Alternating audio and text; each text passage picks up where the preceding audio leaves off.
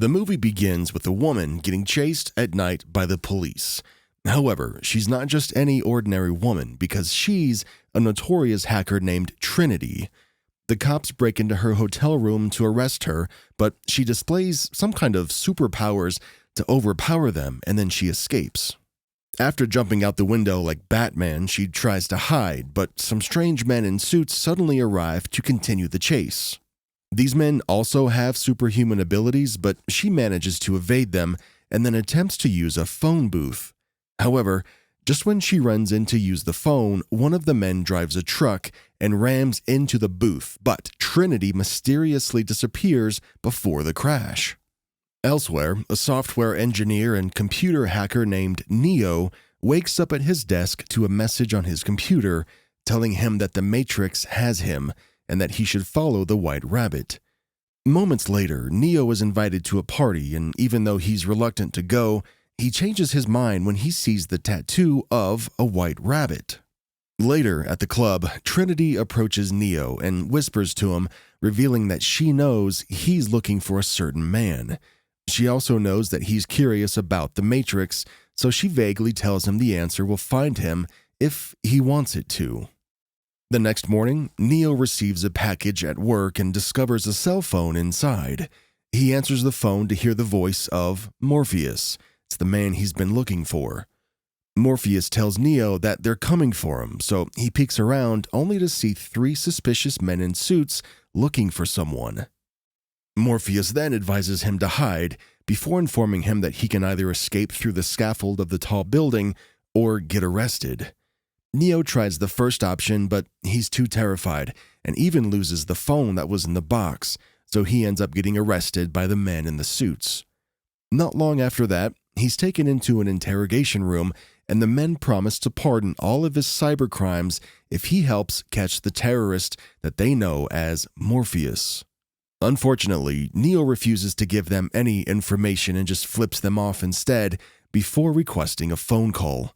The main interrogator teases him, claiming that a phone call is useless if he can't talk, and that's when Neo realizes that his lips are fused.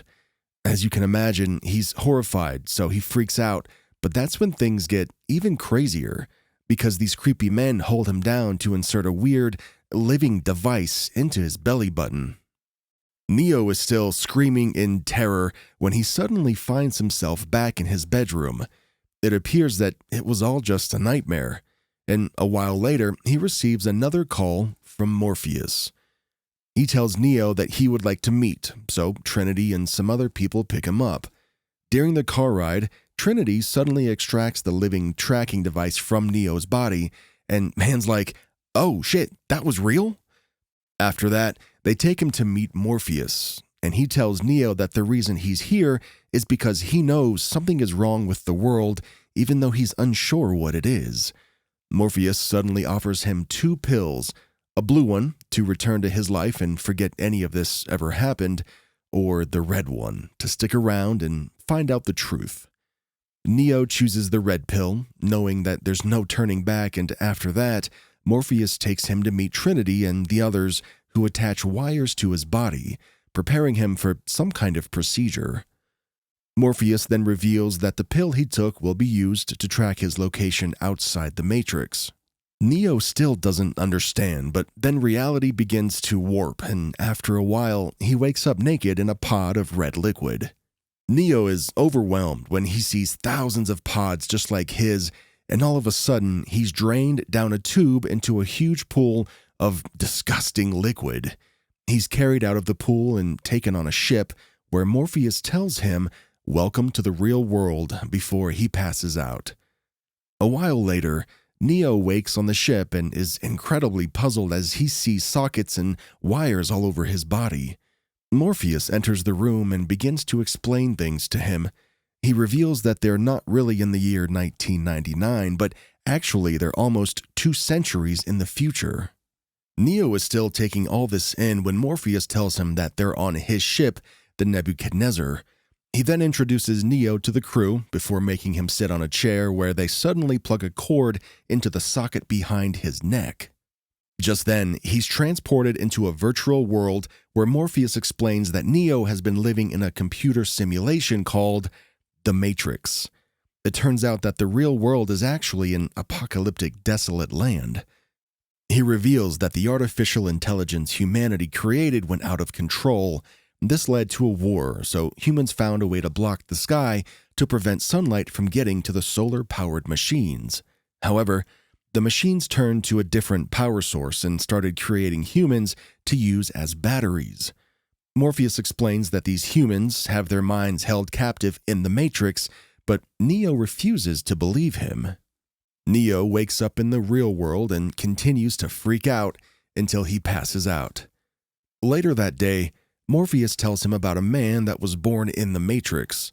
The man could change things in there as he liked, and he was the one who freed the first group of people from the Matrix. Morpheus reveals that after the man died, the Oracle prophesies that he would return one day and finally bring the destruction of the Matrix, and he believes that Neo is the man who has returned to save humanity. Sometime after that, it's time for Neo's training, and one of the crew members, Tank, comes to start the process. Tank was born in the real world, unlike most that live in the Matrix, and he tells Neo about the last human city of Zion located underground. After their chat, Neo's training begins, and Tank uploads knowledge of different fighting styles into his mind. Once that's complete, Morpheus arrives and Neo excitedly reveals that he now knows Kung Fu. Morpheus asks to see his skills, and the two spar in a virtual dojo. During the session, Neo displays impressive fighting skills, but Morpheus is just too good for him. At this point, he explains to Neo that the limitations of reality can be surpassed in the virtual world, and with this knowledge, Neo starts fighting a lot better.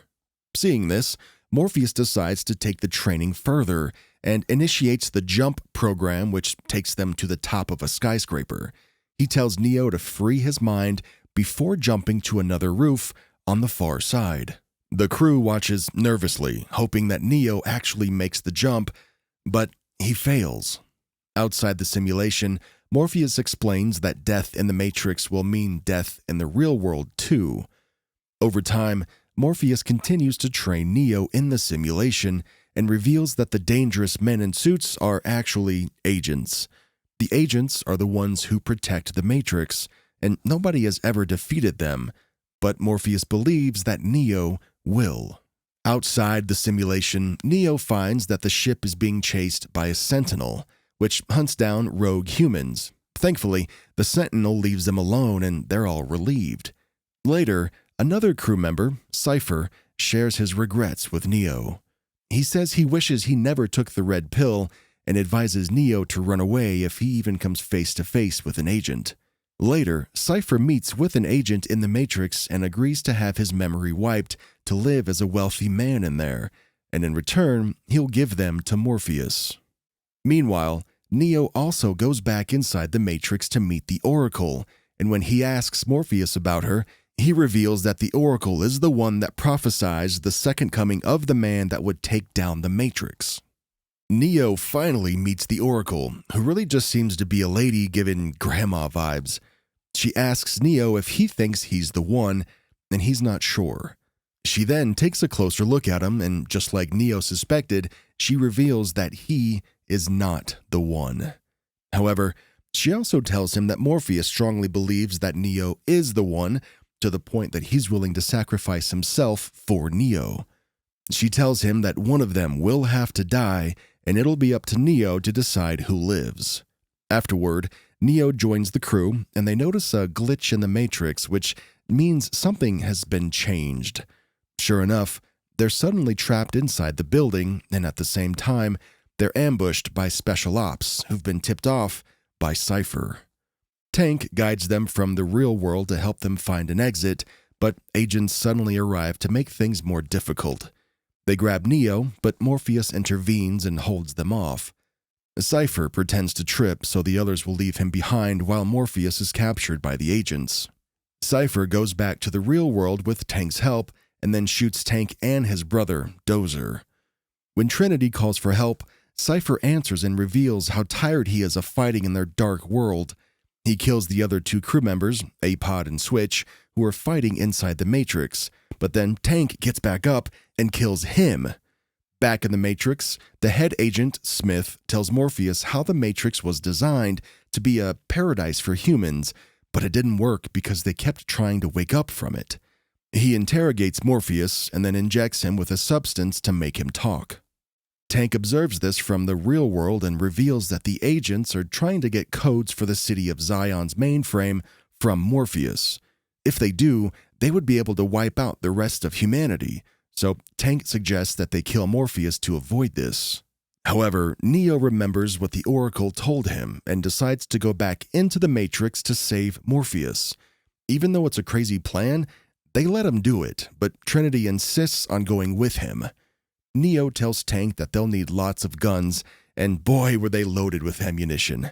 They return to the real world, using their weapons and fighting skills to take out all the obstacles in their way, but then an agent arrives.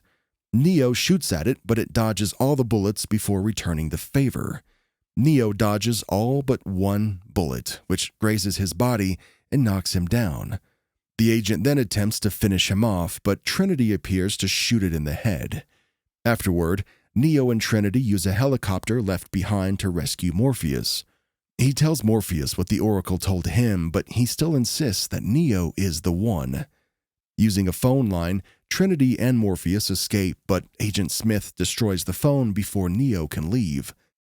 While the others pray for him to escape, Neo stands his ground and holds his own against the agent. The fight continues until the agent is hit by a train, but it comes back like nothing happened, so Neo then decides to run away. Back in the real world, Sentinels pursue the ship, so Morpheus suggests that they activate the EMP. Trinity protests because Neo has yet to come out of the Matrix, but Morpheus assures her that he will make it. Inside the Matrix, Neo is pursued by many agents, so he runs into a house to find a hardline. Unfortunately, Agent Smith intercepts him and shoots him right in the chest several times. Morpheus can't believe it when Neo's heart stops, and neither can Trinity, because the Oracle told her she would fall in love with the man that stops the Matrix. She then reveals that she loves him and kisses him. Suddenly, Neo wakes up in the Matrix and effortlessly fights off the agents. They shoot at him, but he stops the bullets in midair before destroying the agents. He returns to the real world just in time for the crew to activate the EMP, and after defeating the Sentinels, he kisses Trinity back. The story ends with Neo returning to the Matrix to continue his mission to save all those who want to get out so that he can finally take down the Matrix.